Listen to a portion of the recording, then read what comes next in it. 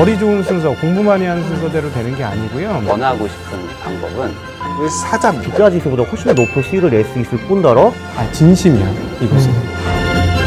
그렇게 해가지고는 안 되고요. 좋은 선택이 아니에요. 사고 쳐요. 100% 실패할 거예요. 망하게 설계가 되어 있거든요.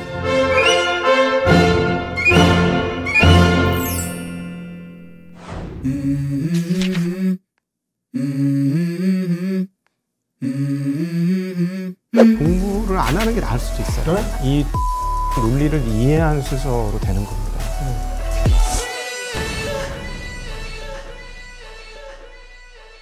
솔직히 지금 와서 이렇게 생각을 해보면 공부를 안 하는 게 나을 수도 있어요.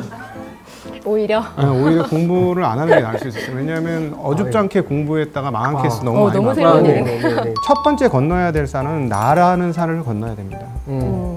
실력은 두 번째예요. 진심이야, 이것은. 저의 진심이고, 머리 좋은 순서, 공부 많이 하는 순서대로 되는 게 아니고요. 이 주식시장의 논리를 이해한 순서로 되는 겁니다. 특별히 밖에서 성공 많이 하신 분이 여기서 되게 어려워요. 판판했겠죠. 왜냐면 난 밖에서 이런 논리로 이렇게 성공했거든? 그러니까 난 이 논리로 여기로 와서 성공할 수 있어 라고 하면 안 돼요. 주식시장은 주식시장의 논리, 금융시장은 금융시장의 논리가 있는 거거든요. 인간의 본성을 뛰어넘는 그 심리 훈련을 하고 나서야 그다음부터 본격적으로 길이 열리고 문이 열릴 거예요. 그거는 많이 아시잖아요. 본인도 많이 틀려보셔서 아시잖아요. 틀려봤죠. 이게 질렀을 때 틀리지 않습니까? 그렇죠. 자신감이 생기면. 자신감 생겼을 때 그렇죠. 틀리죠. 사람들이 많이 모인 곳은 이미 시세가 다 나 있어요. 근데 일반인들은 그런 데 가야 마음이 편하거든요. 그래서 제가 말씀드린 게 인간 본성을 따라가면 결코 좋은 성과를 낼 수 없다. 하여튼 사람 많은 것은 피하고 그다음에 내 심리를 따르는 걸 피하고 시장의 심리를 잘 쫓아가되 숫자가 잘 나오는 기업들. 숫자가 뭐냐면 올해 얼마의 숫자, 즉 매출액, 영업이익, 순이익, 그다음에 각종 지표들이 어떻게 나오는지 보시고 그다음 내년도까지 증가세가 유지되는지 여부 이게 굉장히 중요합니다. 그래서 우상향하는 매출과 이익의 우상향 그리고 지금 현재 주가가 그 매출과 이익의 우상향 대비 그렇게 비싸지 않은 주식 이런 것들을 사셔야 되고요.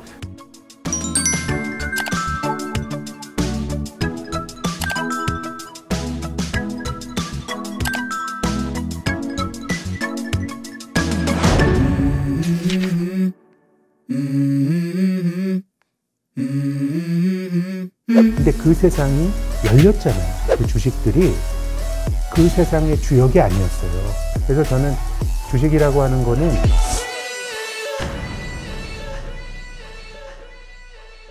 세상이 어떤 성장주에 대해서 우리가 기대하는 것, 세상이 이렇게 바뀌고 이 기업이 그 세상의 주역이 될 거야 라는 판단은 대체로 맞아요.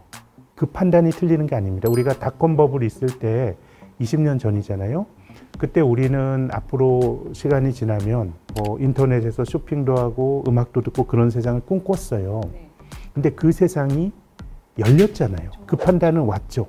근데 닷컴 버블이 있었던 시기에 그 주식들이 그 세상의 주역이 아니었어요. 지금의 인터넷 생태계는 구글, 알파벳이 거의 장악을 했잖아요. 닷컴 버블 때 알파벳 주가가 얼마였을까요? 상장이 안 되어 있었어요. 그 당시는 야후와 엠파스였어요. 그러니까 세상이 바뀐다는 것과 그 세상의 주역이 된다는 건 전혀 다른 차원의 문제인 것 같아요. 그러면은 닷컴 버블 때도 있었고 지금도 있는 훌륭한 기업은 마이크로소프트라고 하는 기업이 있어요. 이 기업은 매우 위대한 기업이라고 생각합니다. 왜냐하면 20년 전에 닷컴 버블 때도 나스닥 시가총액 1위였어요. 근데 20년 지나서 우리가 4차 산업혁명 세상이라고 부르는 세상에서 1위니까 정말 우리가 생각하는 로망이죠. 정말 세상을 바꿀 기업을 장기 투자하면 돈을 번다는데 돈을 벌긴 벌었어요.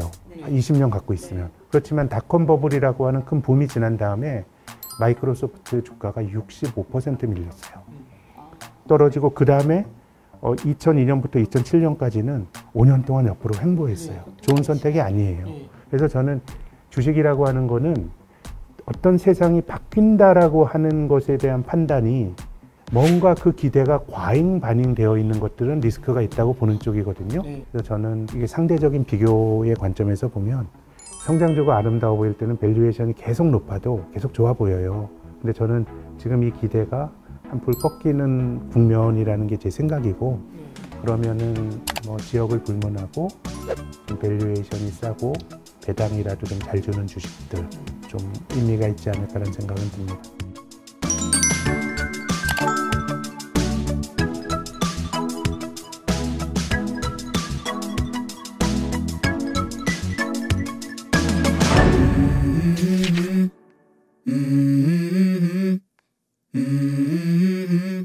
펀드를 가입하시면 저는 제일 중요하다고 생각하고요. 네네. 그럼 가입 시점은 언제를 잡아야 되느냐?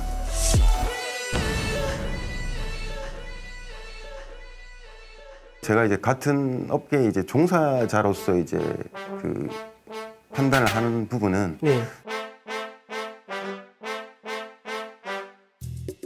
펀드를 가입하시면 펀드 설명서를 열심히 읽어야 됩니다. 네. 그럼 그 설명서에 누가 운영하는지 나와 있잖아요. 네. 그래서 펀드 매니저 아는 게 저는 제일 중요하다고 생각하고요. 네네. 네. 그리고 이 매니저가 이 펀드를 얼마나 운영했는지. 네. 예를 들어서 이 펀드는 수익률이 5년 동안 엄청 좋은데 네. 이 매니저는 담당한 2년밖에 안 됐으면 이 매니저가 다 한 게 아니거든요. 네네. 기간 매칭을 해야 됩니다. 첫 번째. 네. 그게 저는 중요한 것 같고요. 예. 그럼 가입 시점은 언제를 잡아야 되느냐? 네.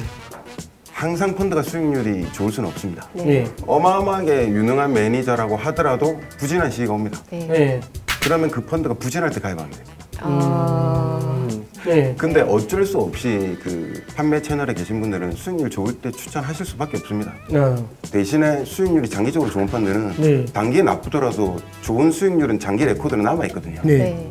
그래서 이제 이 부분을 판단하셔서 가입을 하시면 좋을 것 같아요. 아, 이게 난이도가 상당히 높은 답을 해주셨는데, 그러니까 쉽지가 재직 기간이 매칭이 돼야 되고, 재직 기간이 매칭되는 펀드 중에서 성과가 꾸준히 좋은 걸 일단 찾아서 네. 그렇게 신뢰가 있는 펀드가 부진한 때 가입을 하는 게 좋은 것 같다.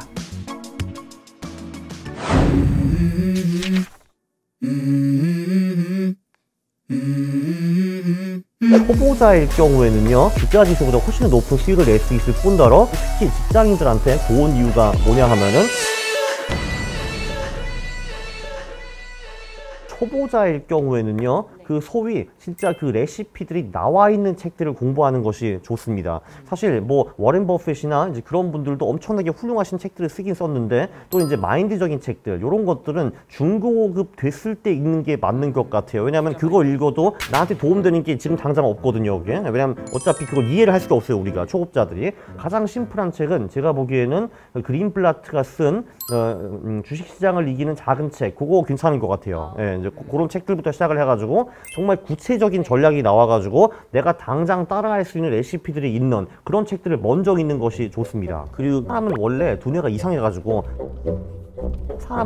두뇌가 이상해가지고 투자를 하면 할수록 망하게 설계가 되어 있거든요. 예, 그러니까 한마디로 레시피를 쓰지 않고 그러니까 나만의 요리를 만들면은 필연적으로 투자라는 요리를 망치게 되어 있습니다. 펀트는 뭐 계량 투자 이런 뜻이기는 한데 사실은 그냥 레시피 투자예요. 특히 직장인들한테 펀트 투자가 좋은 이유가 뭐냐 하면은 있는 레시피가 벌써 수십 개 수백 개가 있거든요. 그 중에서 굉장히 심플한 레시피도 있고 조금 복잡한 레시피도 있는데, 보통 직장인은 심플한 레시피 몇 개만 가지고도 그 주가 지수보다 훨씬 더 높은 수익을 낼 수 있을 뿐더러 손실을 훨씬 더 줄일 수 있거든요. 네, 그래서 그런 거를 쓰면은 시간도 일단 별로 안 들고 성과도 좋고, 그래서 가성비가 굉장히 좋다고 볼 수 있습니다. 그렇기 때문에 일단 시작을 해야 됩니다. 왜냐면은 보통 이런 사람들이 많아요. 일단 공부를 철저히 한 다음에 시작을 해야지 하는데, 돈을 안 넣는데 공부를 누가 합니까, 그게? 그렇잖아요. 그러니까 일단 돈을 박아놓고, 일단 드로우다운이 적은 전략에 돈을 박은 다음에, 그래도 본인과 좀 그 성향이 맞는 투자자라는 게 나오기 마련이거든요. 그 사람들 것들도 어느 정도는 다 계량화가 가능합니다. 왜냐면은 완전히 계량화가 불가능한 투자자는 있을 수가 없어요, 제가 보기에는. 그래서 그쪽 얼추 계량화 한 다음에 그거와 비슷하게 내 전략을 꾸려가는 것도 방법입니다.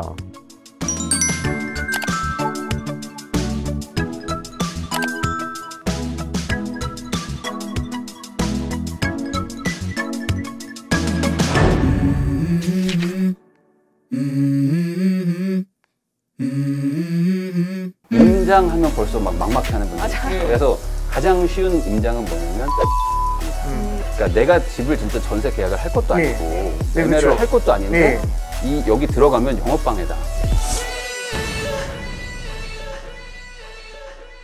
이게 이제 뭐 현장 가는 걸 이제 임장이라고 하는데, 임장하면 벌써 막 막막해하는 분들. 그래서 덥고 힘들고 막 귀찮고.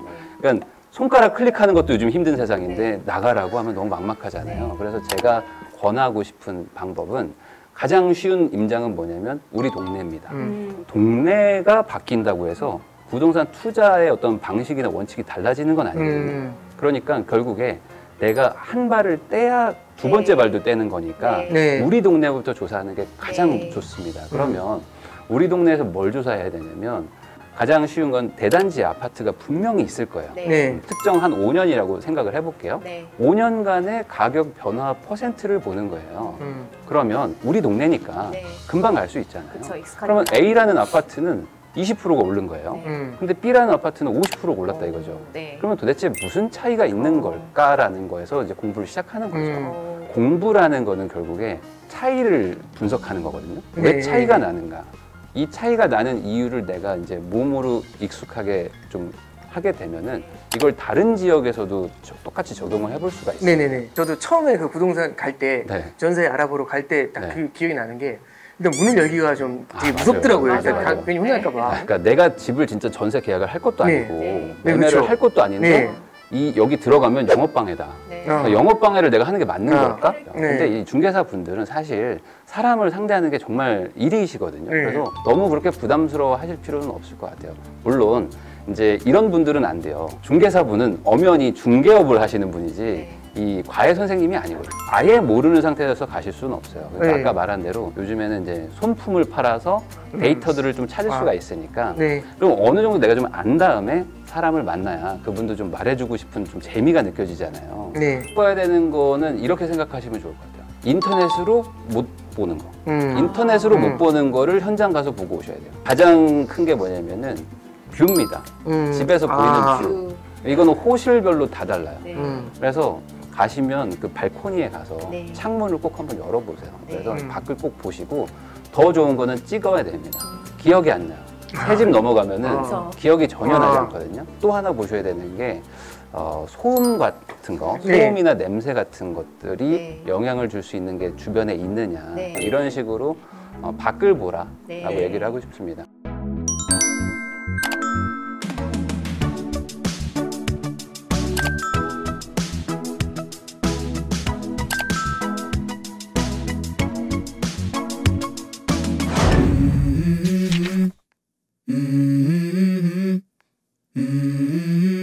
투자에 성공하려면 세 가지를 반드시 알아야 된다.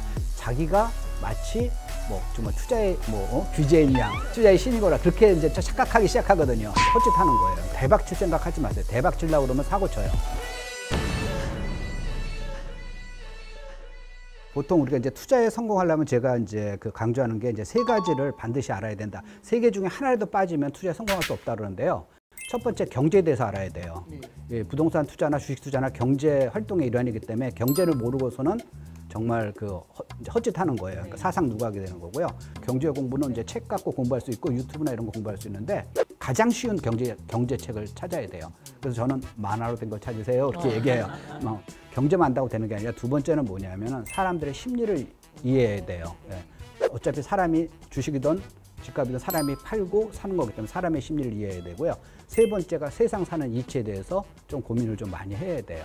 이 두 번째하고 세 번째는 사실 책이 잘 안 나오고 그런 거 이거 좀 시간이 좀 필요하고 많은 명상과 이제 고민을 생각하는 거죠. 그러니까 투자라는 게 사실 고민의 싸움이에요. 어떤 사람이 10을 고민했으면 나는 15를 또는 20을 고민을 해야지 이길 수 있는 거예요. 갑자기 이제 지난 몇 년간 집값이 확 올랐잖아요. 또 이제 주가도 보면은 이제 2020년 3월부터 시작해가지고 뭐 거의 2배 올랐잖아요. 2021년 6월까지 한 2배 정도 올랐잖아요. 그때 막 이제 뭐 이렇게 사가지고 막 올라. 그러면 자기가 마치 뭐 정말 투자의 규제인 양, 투자의 신이거라 그렇게 이제 착각하기 시작하거든요. 그럼 이제 사고 치는 거예요.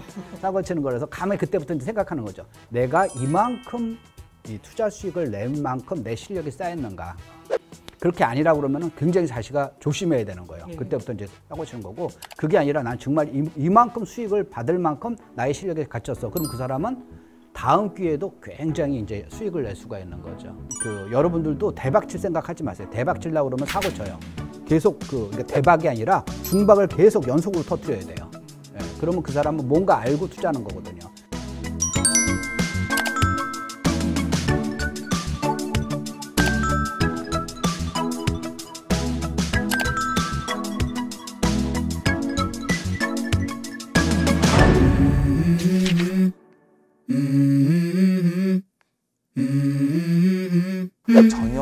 전형적인 위험 신호입니다. 저는 굉장히 경계를 합니다. 항상 경계해야 될 시기가 이런 거예요.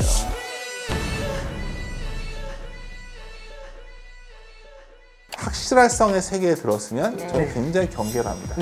그 투자의 기회로서 별 의미는 없었던 것 같아요. 지나가면서 보면 뭔가 모호하고 희미하고 인과관계가 뚜렷하지 않았을 때 보통 우리가 다 이해를 하게 되면 책으로 나오거든요. 가장 단편 가까운 방법은 주식책이 잘 팔릴 때는 주식을 하시면 안 되고요. 가상화폐 책이 잘 팔릴 때는 피하셔야 되고 항상 경계해야 될 시기가 이런 거예요. 그러니까 많이 유동성이 막 들어오면서 각종 신조어가 나오고요. 그에 대한 해설이 굉장히 풍부해지고요. 대중들은 마치 그걸 모르면은 내가 되게 뒤처진 양 취급받을 때가 있어요. 전형적인 위험 신호입니다. 저는 그 신호가 작년에 강하게 나왔다 봤기 때문에 굉장히 경계감을 많이 얘기했죠. 지금 어느 쪽 방향으로 가고 있냐를 딱 보고 있다 보면 글로벌 밸류체인의 변화가 생겼는데 그 중에서 어떤 산업들은 상당히 역할이 커지고 있구나 정도는 우리가 공개된 정보를 통해서 알 수가 있는 거죠. 반도체, 2차 전지, 자동차 너무 뻔하잖아요. 근데 예전에도 그건 좋았는데 왜 지금에서야 윤지호 당신 얘기하냐. 예전에는 그게 비쌌거든요. 유동성 때문에.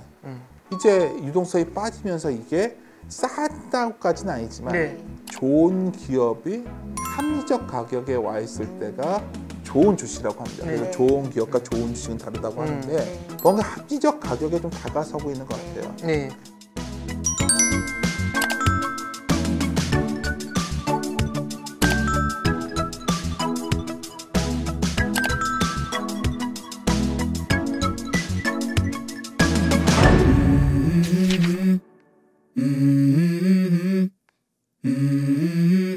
이런 것들에 대해서는 조금 조심하는 게 좋지 않을까. 맞는 것만 팔로우하고 권장할 수 없고요.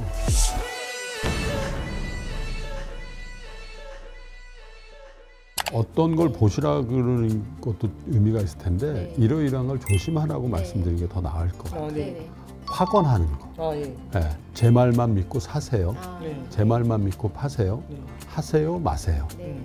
이렇게 일관되이 하는 콘텐츠는 그다지 조심해야 되지 않을까. 권장할 수 없고요. 그리고 특정 레벨을 정하는 거 있잖아요. 얼마까지 갈 거다. 얼마까지 내릴 거다. 그죠? 그리고 그게 맞는지 안 맞는지를 계속해서 팔로우하지 않는 거. 맞는 것만 팔로우하고 틀린 거는 얘기 안 하고 그런 것들이 있잖아요. 그래서 자기 의견을 얘기하더라도 너무 확신을 주는 이런 것들에 대해서는 조금 조심하는 게 좋지 않을까 그런 생각을 좀 해봤습니다.